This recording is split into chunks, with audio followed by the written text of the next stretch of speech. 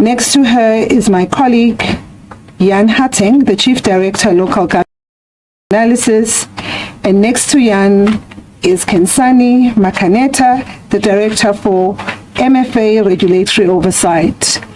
So how we're going to do this session, we're going to allow yourselves to ask questions, because I want to take that approach, take into consideration that everybody has read the statement. One of the issues that we're intending to do is to ensure that communication on the statement that was issued is clear. So we're going to give you an opportunity to ask as many questions as you can. So without waste of time, let me allow that session to start. If you can, by show of hands, identify who you are, which organization you're representing, and then we'll take it from there. Thank you. I'm noting Arabi Lekumete.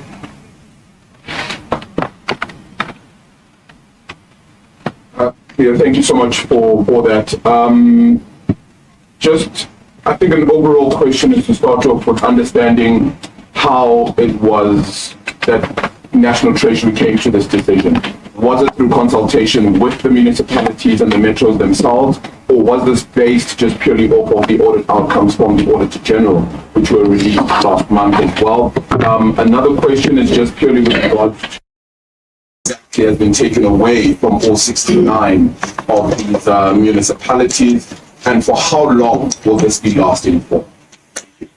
Can I take another hand? Reuters, you may come in.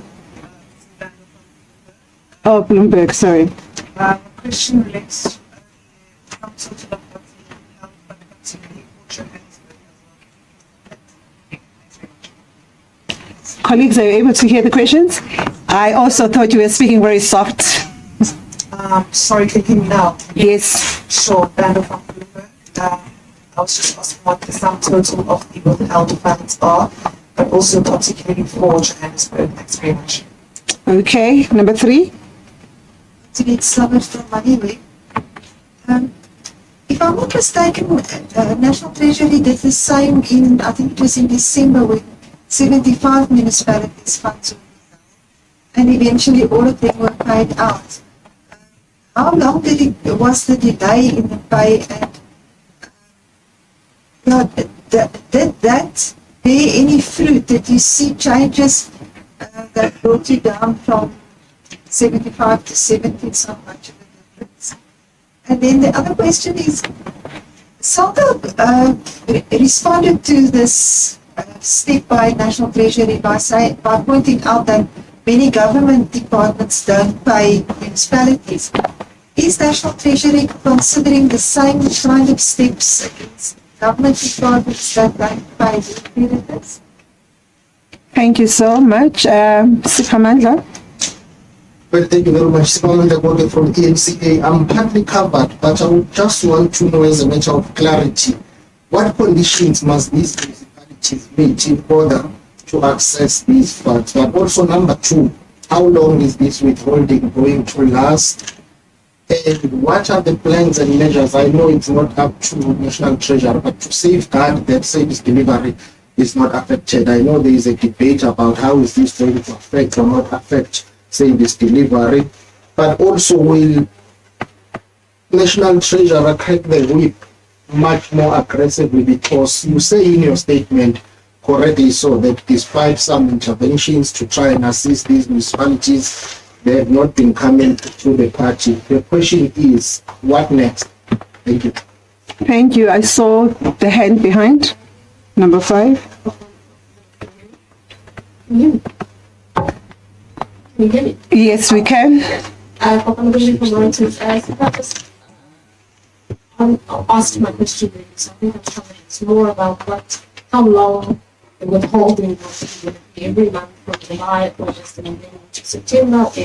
Is it just July and then August and September every month? Thank you so much. I'm now going to allow the colleagues led.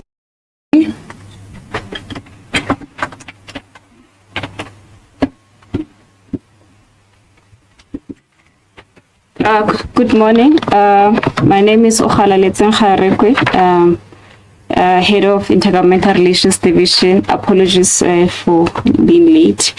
Maybe starting with the question about how did we arrive at this decision. So as you have seen in the media statement, there are a few categories of those who have got unfunded budgets, and maybe just to answer, what did we expect from those that had unfunded budgets? Essentially, in that case, what we expected was for the municipalities to say, we commit that from now on, we will not table an unfunded budget moving forward, whether it's adjustment, whether it's main budget. So it was just a commitment that we needed in that case.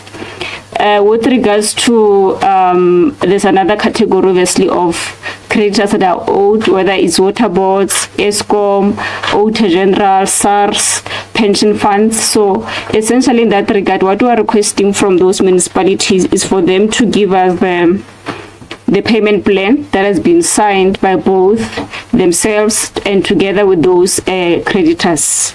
And then once they give us that, we'll release a portion of the money, which is probably 1/3, for them to go pay those accounts as agreed with those creditors. And then once they have done that, they give us proof, we release the money. I mean, essentially it means you could your money could be withheld for 2 weeks only. So that's how long it can be, it depends on how fast the municipality acts, essentially. And others were unauthorized, irregular, and fruitless and wasteful expenditure. That's another part that it's all about compliance in that regard. I mean, they had committed to, for example, reduce that unauthorized, irregular, and fruitless expenditure by a certain percentage between January and June 2026, and it relates to the question of December we had withheld, what happened then. So in that regard, we asked them for plans in terms of how you're going to reduce unauthorized, irregular, and fruitless expenditure, as we have heard from Auditor General that there is a big problem that this area is growing, So they had made commitments, and some of them, the reason why the number has reduced to 69, because we have only withheld for 69, is that some did not honor the commitments they made during that time with regards to this unauthorized, irregular, fruitless, and wasteful expenditure. With regards to how much, we've only withheld 13.5 billion. And you can imagine, obviously, the overall equitable share of municipalities is, for this new financial, is 110 billion. So it's only 13.5 billion that has been withheld. And how long, as I said, it could be a week, it could be 2 weeks, it could be a month, depending on how the responsiveness of the municipality. And for Joburg, the withheld is 3.6 billion. And then the issue about many departments are not paying creditors, and in particular, I think we're focusing on they're not paying municipalities. So that's a big issue. So what we have done since then with the departments, national departments received a letter, I think in February, to say pay your accounts, or otherwise National Treasury will also withhold your funds. The same we did with provinces. In April, we sent letters to provinces. They had since responded. We had given them a due date of 29 May to respond to those letters. We have analyzed their responses. We asked for, obviously, to firstly look at that debt and say, is it a true debt? So what we have received is that obviously there's a lot of disputed amounts. Majority of the money or is disputed, and then we're saying to them, on the accounts that are not disputing, give us a payment plan, and the payment plan should be reasonable to extend that it should be paid within this current financial year. It should not be paid over a number of years. I mean, we had one province that said will pay this 700 million over 7 years, which is unreasonable. So we're in the process of writing back to them and say, we've analyzed your response, and in some cases we think that your payment plan is unreasonable, and we require, as we require proof from municipalities as well, in terms of, have you made a payment plan with a creditor or pension fund or Eskom or water boards? We're also asking the same, to say, give us proof that provinces, you have a payment plan with a municipality. And also what the minister has made clear is that even with the disputed amounts, they need to deal with that within 3 months. So they cannot be disputed forever. So they need to make sure that it's done within the 3 months. And I think the issue of how long will it last, I've responded to that. And really what's next, I mean, learning from the experience of last year, because even last year this time, we had withheld the funds for a number of municipalities, probably, I'm not, what was the number? No, in July last year. Was 75. Okay, so this time last year we withheld for 75, but I can assure you that within early August we had already released the money for everyone. So it depends on how fast the municipalities sort out the payment plans and sending us those payment plans, and us releasing a portion of those funds to them. And then once they release a portion, they go straight and pay that particular pension fund or general or water board. And once they've done that, then we release the whole amount for them to continue. And we're not expecting it to impact service delivery, because, as you would know, majority of the funding at local government level, they raise it from own revenue. Thank you.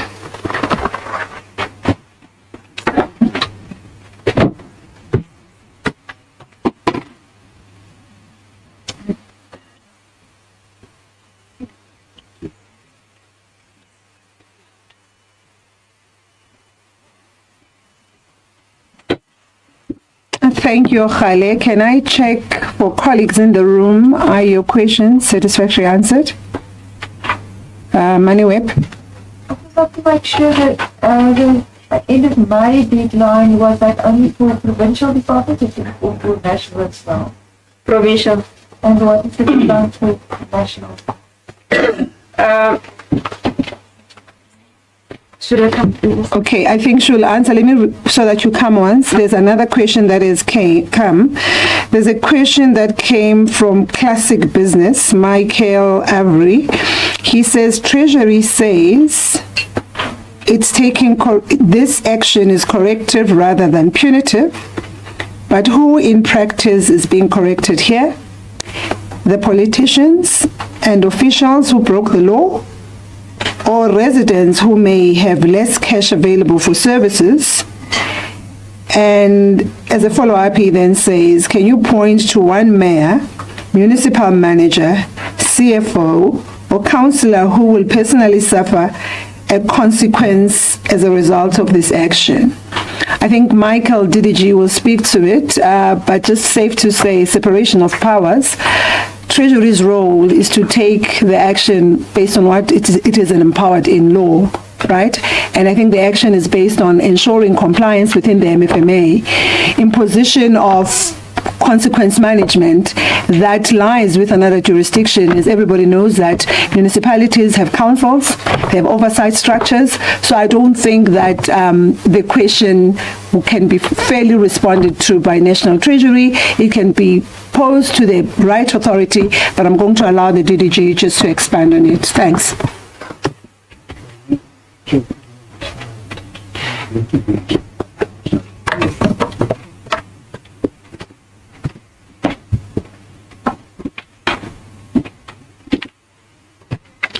Good morning, ladies and gentlemen. I hope you can hear me. So there was a question also in the first round about what was the desired outcome. I'm sure that you've seen in the media, and the Minister of Water and Sanitation has reported this. As a result of this action that we've done jointly with the Department of Water and Sanitation, 2 water boards that was on the brink of being closed, has essentially, this process has helped and facilitated that those 2 water boards are still operational. Now, if a water board cannot proceed and provide services, the impact of that is it's much more negative, because that means communities won't get water. So there was 2 water boards that the Ministry of Water and Sanitation released a media statement to say this process has helped to facilitate that. The second point I want to make is there was a question, is this as a result of the Auditor General's general report or not? There's certainly a linkage, but essentially what we are trying to solve is when the Auditor General report is released, the general report, it's after the event. So what we are trying to facilitate as part of this process, and the fact that the municipality must table a funded budget is a legal requirement in terms of Section 18 of the MFMA. What we've observed in practice, that many councils adopt a budget that's not funded. What it means in practice is there's not sufficient cash to back the expenditure side of the budget. So part of our work and support that we've given to municipalities consistently is to help them to table a funded budget and help them to deal with the planning problems up front. Because if you don't plan well and you overspend your budget, that portion has been regarded as unauthorized expenditure. So there's a relationship with the Auditor General's report, but the preparation work to guide municipalities have been extensive in the sense of all our circulars. We've even developed a framework for them to deal with consequence management. Ultimately, as Cleo has indicated, the council make the final decisions, and therefore they make the final choices. It's the same at a provincial level. The Provincial Executive Council is accountable. The same at the national level, it's Cabinet. That's all from my side for now. Thanks.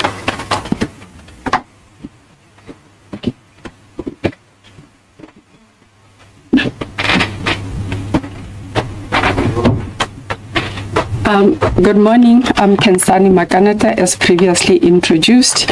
So I think there was a question about consequence management specifically, and I think Cleo covered it to a large extent, because when it comes to the design of the system, what is supposed to happen, for instance, when you talk to unauthorized, irregular, fruitless and wasteful expenditure, that stems from non-compliance with the MFMA. So what's supposed to happen is those matters are supposed to be referred to a body called a disciplinary board, where they will investigate whether someone was intentional or they were negligent in the breach of the law. And then what is supposed to happen based on the recommendations and the findings, consequence management is supposed to be implemented by the municipal council based on the recommendations of the disciplinary board, where they recommend this person has committed an act of financial misconduct because they failed to prevent the incurrence of irregular expenditure, as an example, and based on that we recommend that they undergo a disciplinary proceedings, which will then result in sanctions. So we have seen some progress, as previously indicated, in terms of a reduction and also in terms of the implementation of consequence management. So that's why you see the number gradually reducing in as far as it relates to those two specific areas, because we had 55 out of the 75 in December, and then that has reduced to now 39, because we've seen some municipalities address both, where it was both issues, and we have seen municipalities work towards reducing those areas and also implementing consequence management. But the emphasis is that this should be done at the municipal level, where it is picked up out that there is non-compliance. And if you relate back to what the AG has said, is that consequence management in most municipalities is still not happening. So the process that we undertook is we have engagements with municipalities where we write to them to inform them of the non-compliance, and we tell them of the steps that they must take in order to address the non-compliance. And then we take it based on their responses in terms of their actions and the steps that they are planning to undertake to address the non-compliance. And then based on that, we make an assessment and make recommendations. That's what I wanted to clarify. Thank you very much.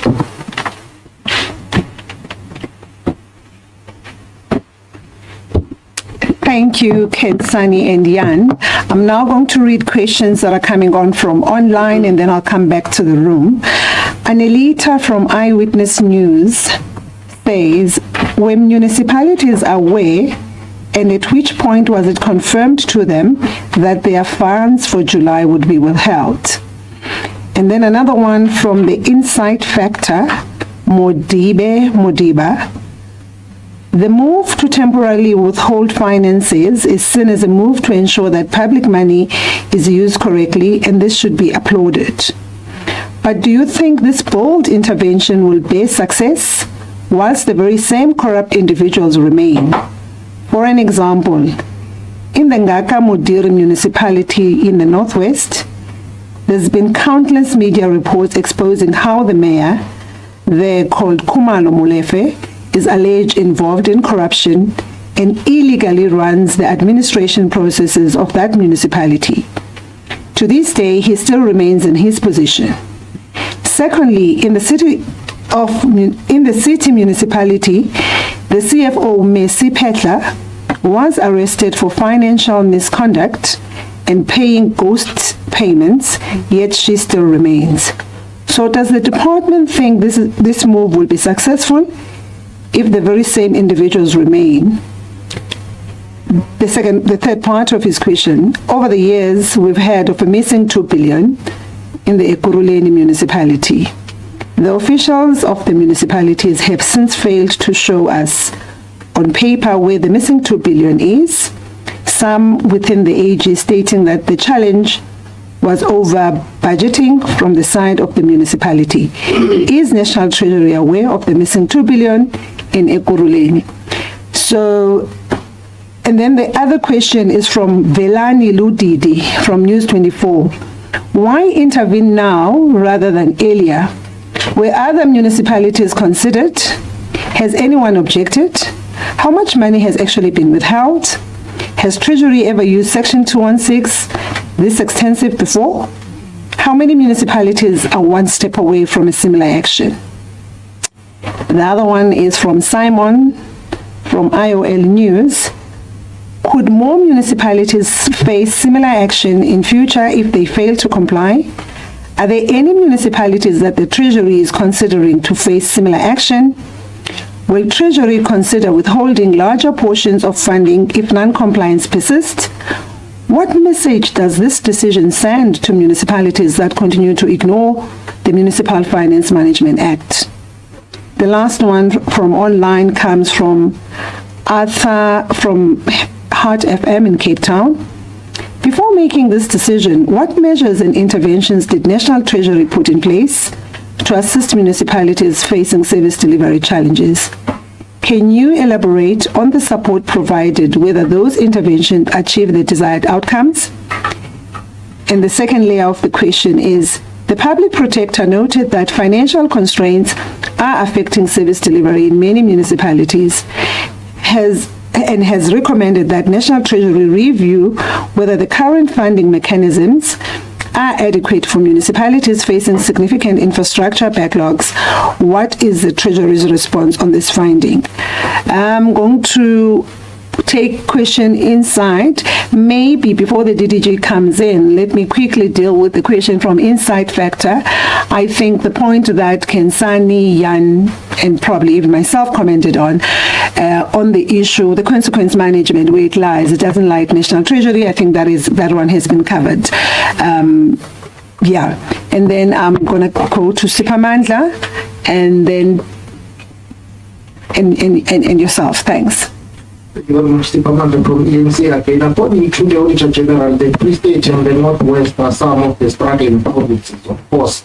That's according to the Auditor General. In terms of your patching analysis as Treasurer, which provinces would you say somehow challenging and repeat offenders municipalities in terms of non-compliance and also you withholding these funds? Thank you. Thank you so much. Colleague in front. Thank you. My name is Hawelo Maoleo from UFM. I wanted to ask the same question as Pamanda, so it will just add to my list. But practically, what does this withholding of funds means for me as a resident in one of the municipalities? Are they going to not be able to do the basics? Just to give an idea as to what are the immediate implications. And unrelated, there's been time and again during this period of immigration-related unrest, it has been placed on record that the Border Management Authority operates at less than half of its intended capacity. So I just want to find out if there's any funds, additional funds that are being made available for them, and also for the Home Affairs Department itself to employ immigration inspectors to operate inland, whom we are told that they need more than 10,000 of them and only have a few hundreds. Thank you. Thank you for the question. So, colleagues, allow me to get the team to respond to the set. There were quite a number of questions. There's other additional questions that are coming online. So thank you for your understanding on the approach.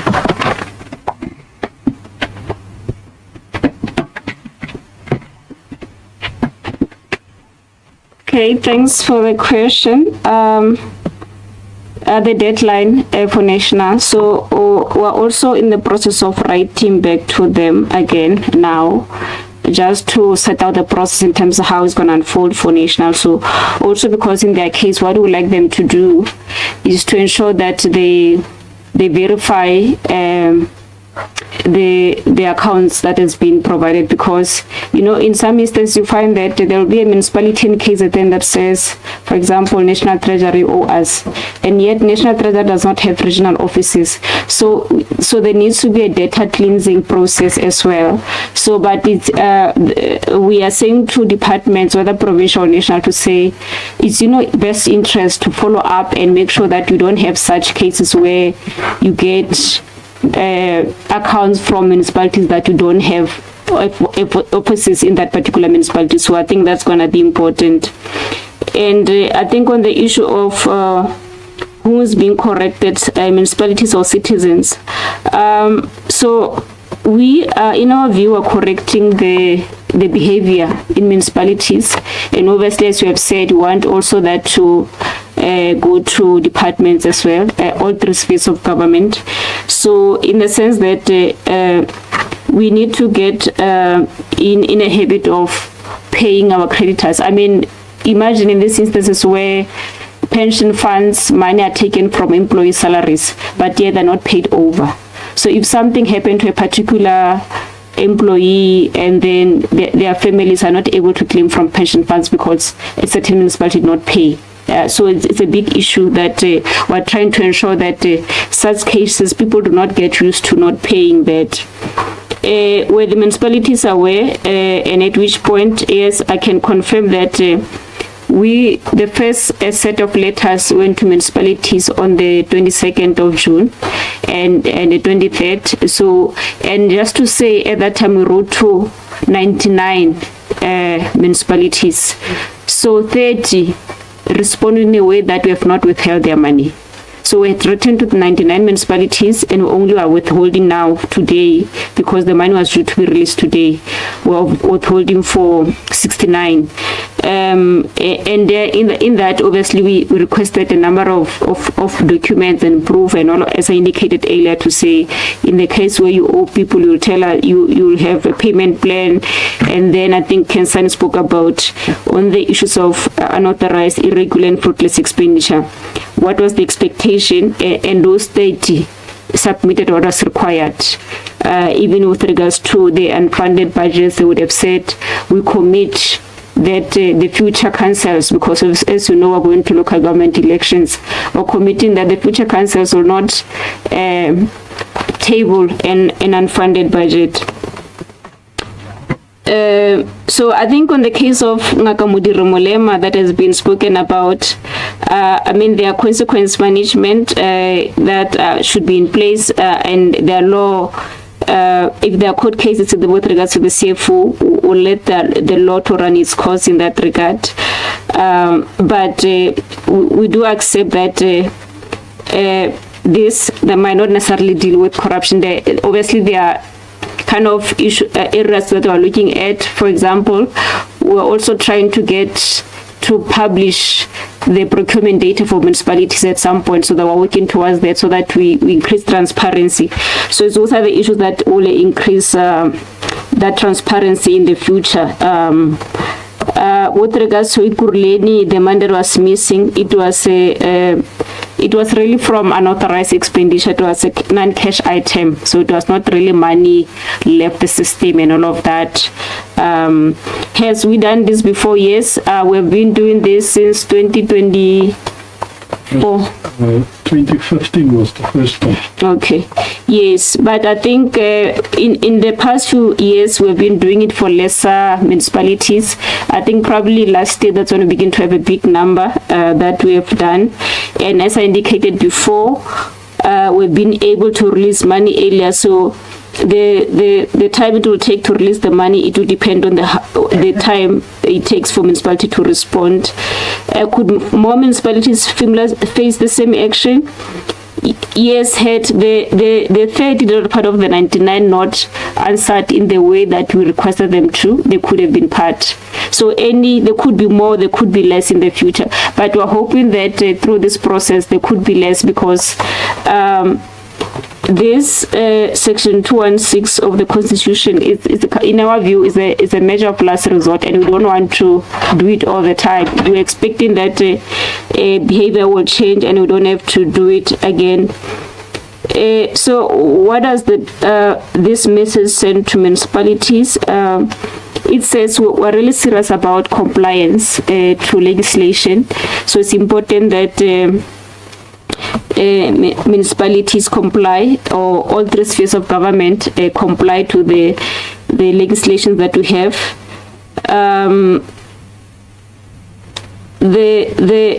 We're not expecting that service delivery will be interrupted, as I indicated earlier. As you know that as much as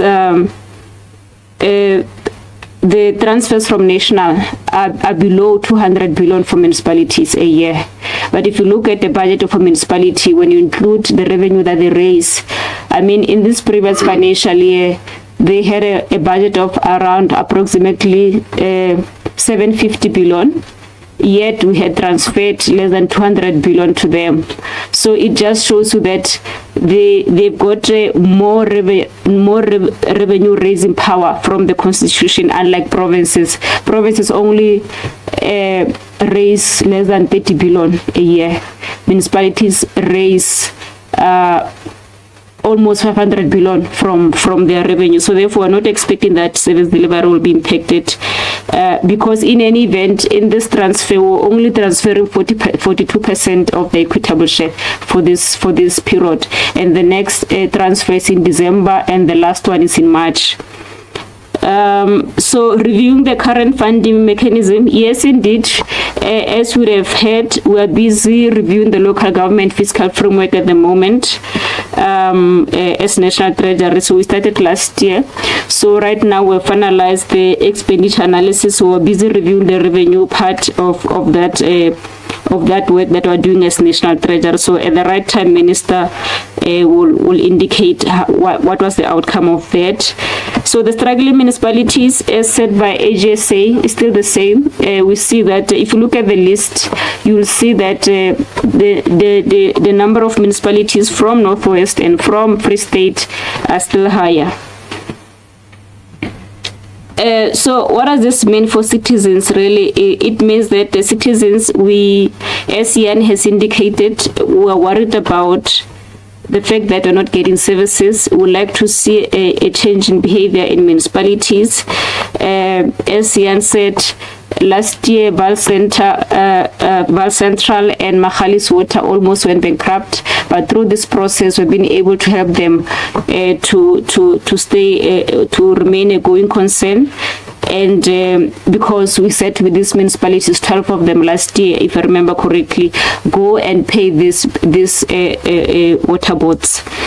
With regards to the immigration story, obviously was not part of this, but there's a budget process, as you know, and previously, because as you know, BMA was a new entity at some point a couple of years ago, so there was funding provided, and if there's more money that they need, they would have submitted through to National Treasury.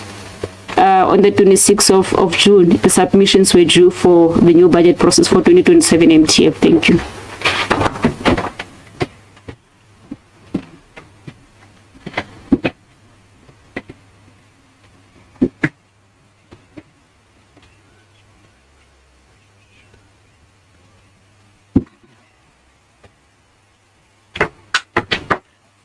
So colleagues, on that question about why that mayor is still in office, as a bureaucrat, I think it's more appropriate for the Minister of Finance to respond to that. And my understanding is he's going to have a briefing session tomorrow, if I understand it correctly. So I think it would be inappropriate for Treasury officials to respond to that type of question. What I wanted to add is that Khali has indicated that in the Division of Revenue Act, the dates on which municipalities receive the equitable share, those dates are legislated, and it is included in the Division of Revenue Act that has now been acted for this new budget cycle, and it was gazetted on the 3rd of July. The installments is today, 8th of July, 9th of December, and the 10th of March next year. And you will also see on our website, for transparency purposes, we normally put on the website the actual payment schedule, how the money flows to municipalities, both the equitable share on which date, as well as the supporting conditional grants. For the new cycle, that payment schedule will be put on the website in the next few days. So then you can see the actual date for which amount to which municipality. That assists municipalities with their planning processes and their budget formulation processes. The point I wanted to add is the concern that services are not rendered to communities. This is one of the issues that we are grappling with as Team Finance. And you will see, if you look at our oversight reports, on a quarterly basis, we release the financial performance as well as conditional grant performance for all 257 municipalities. We do that quarterly in terms of the section 71 of the MFMA. And the real concern that impact on service delivery is the fact if municipalities don't use those grants productively. And I'm sure you've also seen from time to time that the money gets surrendered back to the National Revenue Fund. That is not the desired effect that we have, because those services and that funding is meant to facilitate service delivery. And hence we are working ourselves with provincial treasuries and our counterparts or partners, including SALGA, to equip municipalities to improve their planning, their budgeting systems, so that they can use this money properly and that the citizens benefit from that resources that's been allocated by Parliament. Thanks.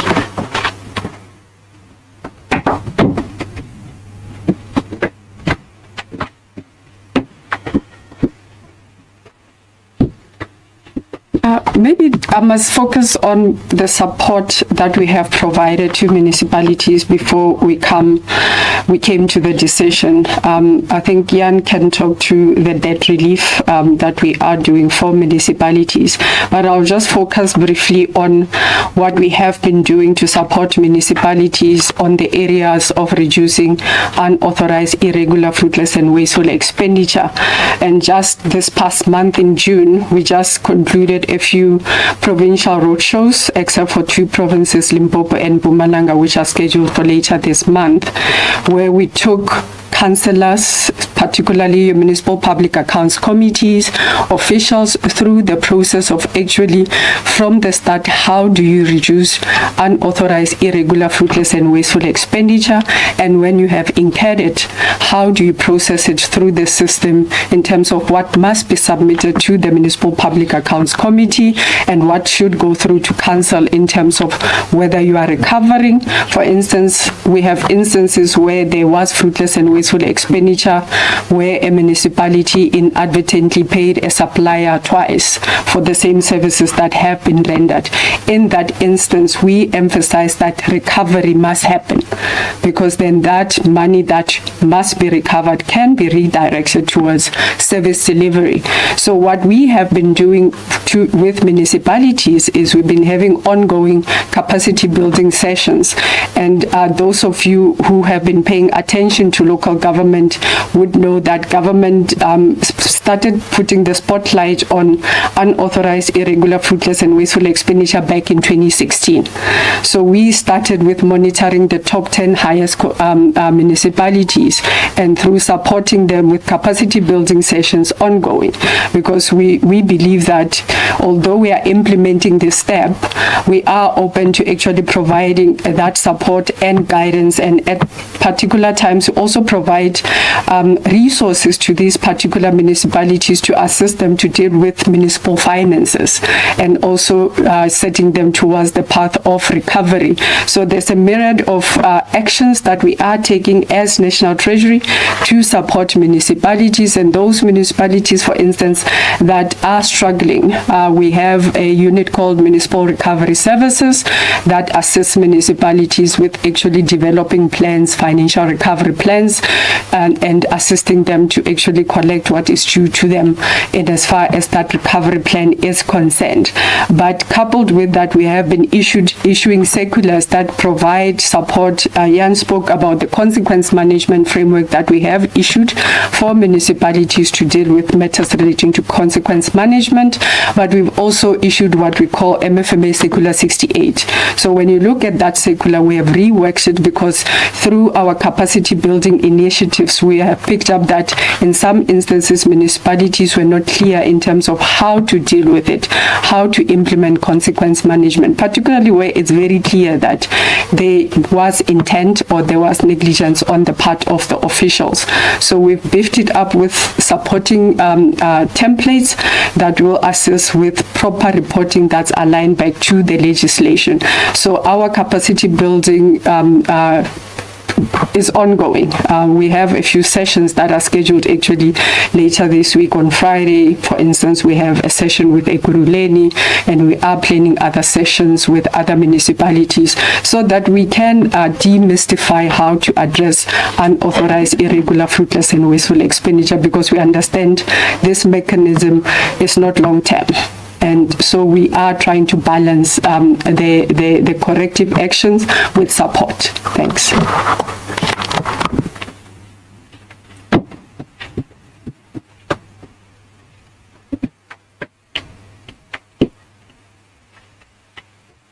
Maybe just to add briefly on the support that we provide to municipalities. There are a number of areas: your asset management, revenue management, funded budgets, audit outcomes, SCM. We provide support, and we do have technical assistance that even deployed to municipalities to assist them.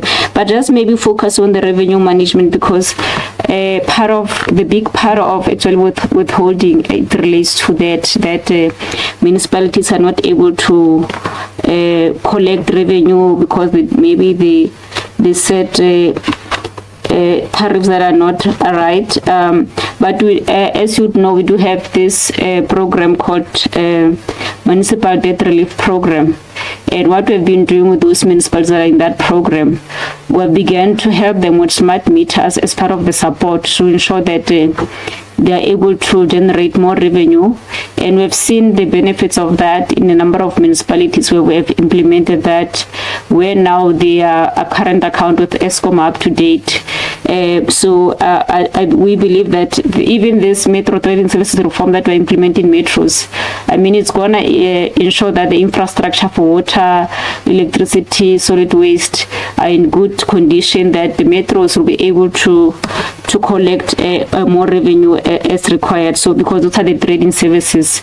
So it's part of the interventions that government is busy assisting municipalities with, and we're also in the process of looking at other programs that can be implemented, piloted in other at local municipalities. Thank you.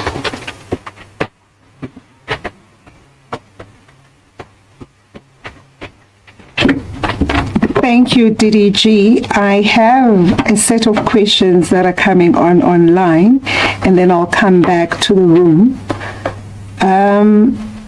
Michael is asking, Treasury says Municipal 9 payment is threatening the financial sustainability of Eskom and water boards, and that municipalities owed 3.4 billion in interest to Eskom and 1.21 billion in interest to water boards by the 2025 year end.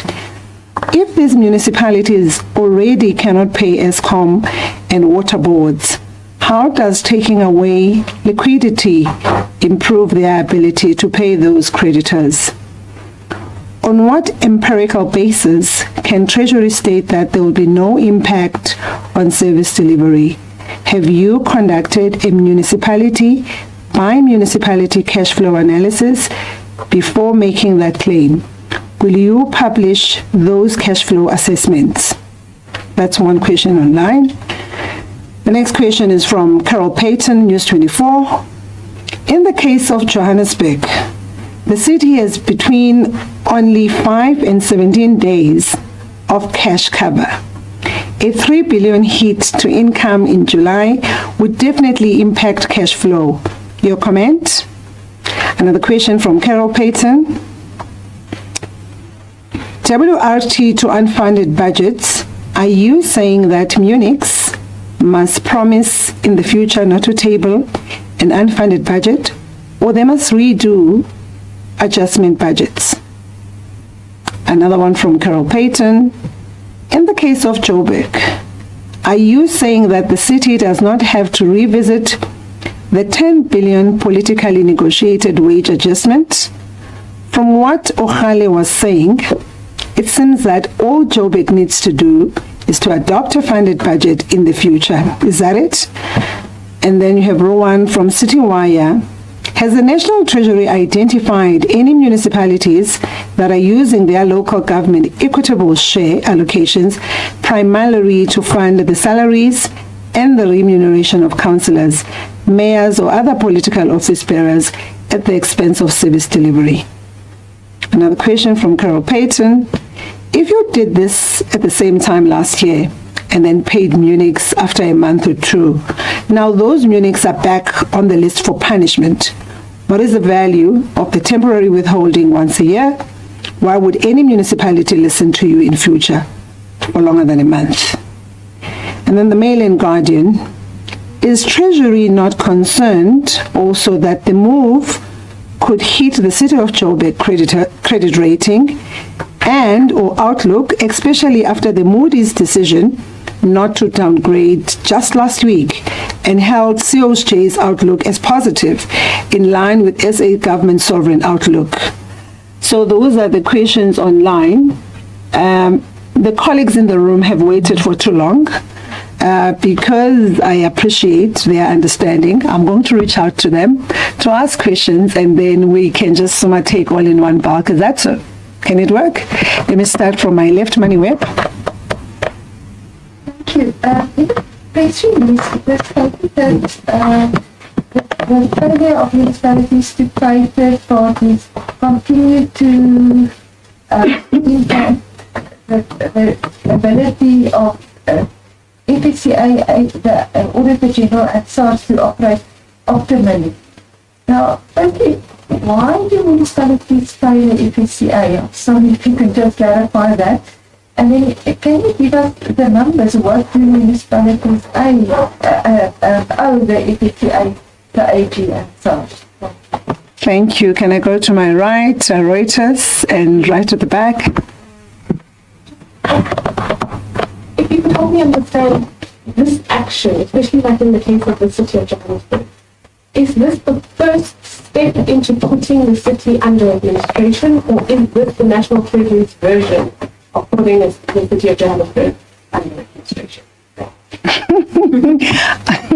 National Treasury's version, that's interesting. Yes. And the from Newsroom Africa. This is the fourth time funds have been withheld, as Jan said, since 2015.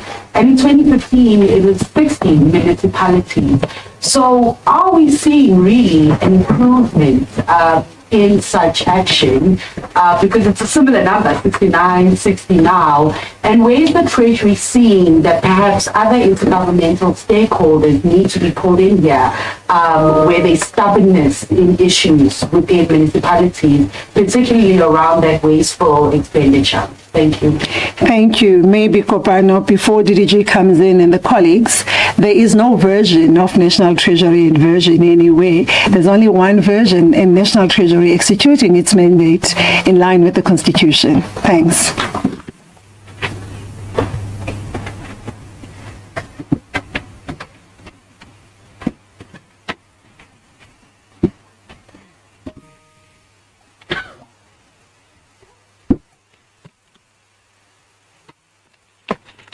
The issue of the cash flow, I think Jan will provide more details, but essentially through the monthly reports before the beginning of the financial year, a municipality would provide the cash flow through the Section 71 reports.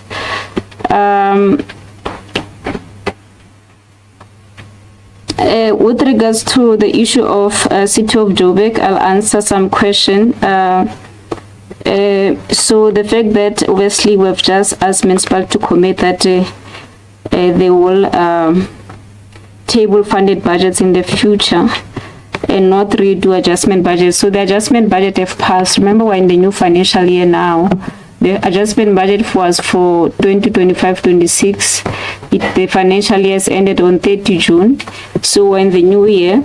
So later, obviously, this financial year, municipalities will have to table adjustment after, obviously, provinces and national will have tabled theirs as well. So it's a requirement that obviously you adjust the budget when necessary.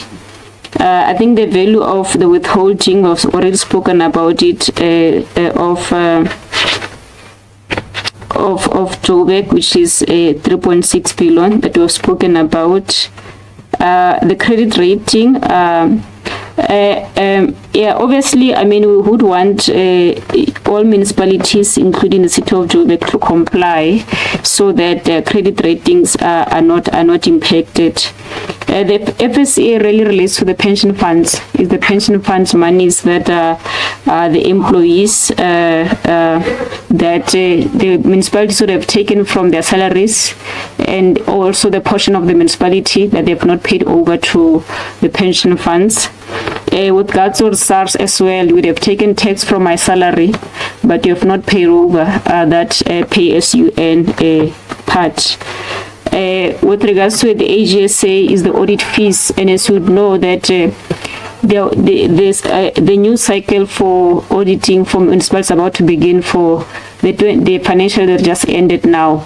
And the next couple of months will be submitting their annual financial statements to Auditor General. So therefore they need to pay for the previous audit. This is not really a first step of putting City of Joburg under administration. We're not trying to do that because the legislation is clear. We have to put it under section 139(7) of the Constitution, there's a process that we need to follow. So this is not a process that would do. We're not doing that. With regard to seeing improvement, well, at this moment, obviously, because the number has increased, or the number is reduced from previous year from 75 to 69, there's a little bit, but just to say that we had written the letters as well in December. We did not just do it last year and just forget about it. It's not a once-off thing. So we tried to do it 3 times as those dates of July, December, and March. We tried to do that as well to ensure that a municipality pay, in particular, because those payments they pay those creditors, the Eskom and water boards. I think that allow my other colleagues to respond to other questions. But with regards to the PFA, what I understood from the city of Joburg, what they have said at least is that they will implement that PFA according to the availability of the budget. So they will not just say we're implementing the 10 billion. That's what they said to us. So maybe just to comment on that. Thank you.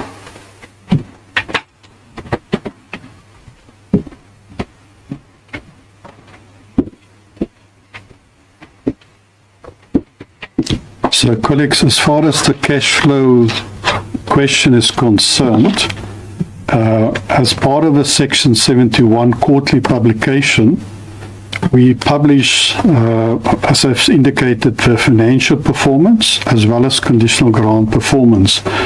In the local government space, we have accrual budgeting and accrual reporting system. So if you look at our publication, it consists of and I'm going to use the old terminology, an income statement, a balance sheet, and the cash flow information. And it's there for all municipalities. Again, the way the law is designed, the municipality must firstly use that information themselves for management purpose. So the fact that the National Treasury do monitoring oversight, consolidate that information and put it in the public domain, do not take the responsibility away from the municipality and the council to manage their own affairs. So I think that's an important point. And the cash flow statements is included as part of that publication. We still have quality issues with information. One of the big reforms that we've introduced to deal with the quality of municipal information is what we refer to as the Standard Chart of Accounts. So it's a uniform classification system. So if you look at the accounts of one municipality and you look at the accounts of number 257, that you can compare apples with apples. That's at the heart of the municipal standard chart. So it's a uniform classification system to help us to get much more meaningful and quality information for monitoring and oversight purposes, but also for resource allocation purposes. The number of municipalities that the questioner referred to, in 2015, it was 59 municipalities. So although the ballpark is very similar, but if you look at it in detail, you'll see different municipalities, because sometimes the circumstances change. So it's not necessarily the same group that is, there is an element of that, and that's why this repayment arrangement is critical. So if you commit and there's a signed repayment agreement, the expectation is that you will honor what you've agreed to with your creditor. If we, as part of the monitoring system, determine that you deviate, then we ask you to explain yourself. And if the explanation is not a meaningful explanation, then we will obviously proceed with taking these measures. Now, the way the Constitution is designed, and this is important, the national, provincial, and local government, or national government and provincial government, have a responsibility in terms of Section 154 of the Constitution to provide support.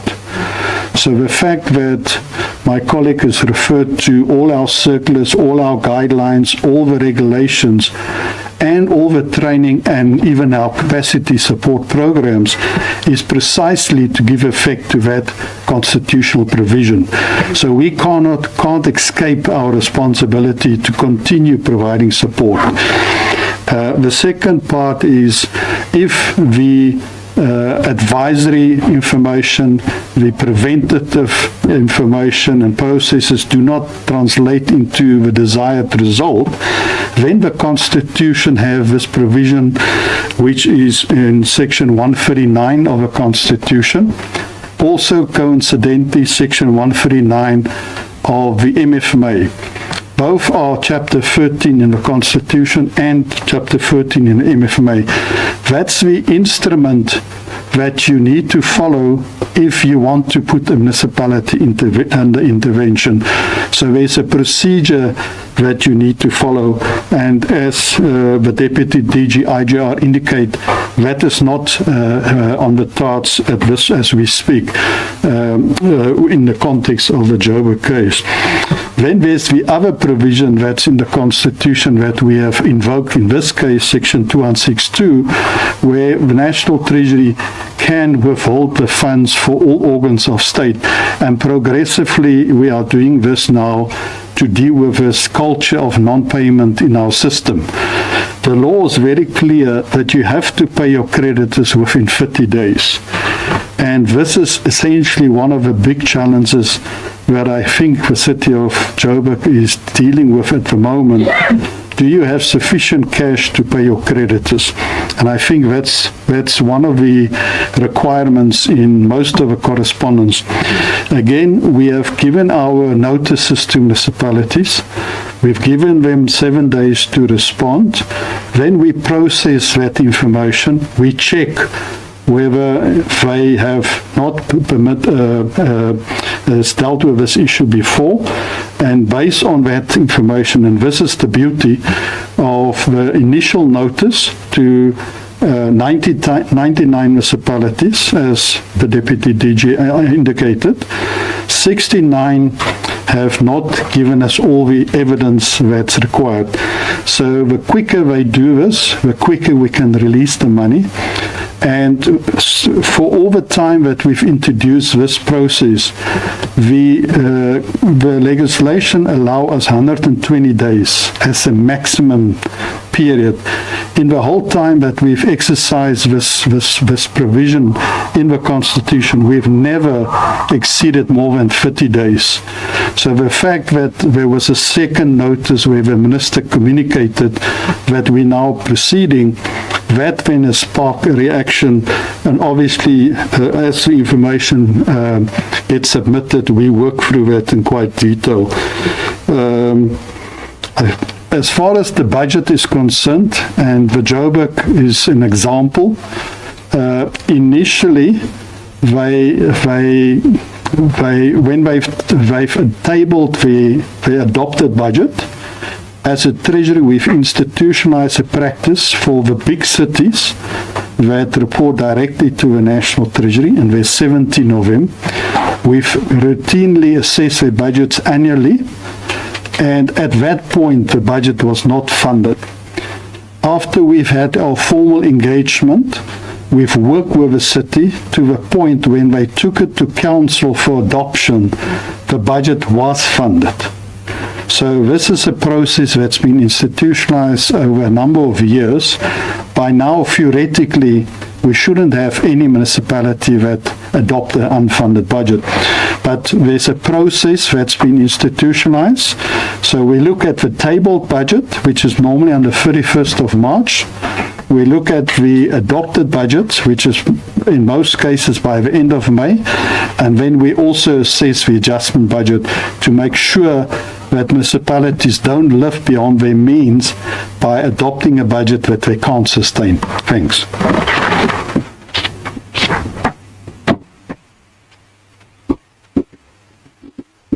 Thank you, colleagues. Can I check if we've answered all your questions in the room? Is there anyone who has a clarity-seeking questions? Mamoepa? clarify the numbers, please? The total withheld, is it 13 or 30 billion? 13. And that is out of how much? 110 billion rand. For this tranche? No. Total for the year? Yeah, it's for the year. So it's for, remember there's 3 installments, and the 69 to delay for this 3.5. The 110 is for the whole year. I unfortunately don't have that number with me. That was the total amount that I can check. What was due in totality for this first tranche. Okay, and then I think DDG, you said the municipalities from own revenue generate about 750 billion. Is that per year? Yes. Thanks. Thank you, colleagues. As we conclude the media briefing, I would like to thank everyone who has joined us in person and also online. We appreciate this collaboration with yourselves as media partners, because we use you as our messages to the public. Go well, and till we meet again. The meeting is adjourned. Thanks.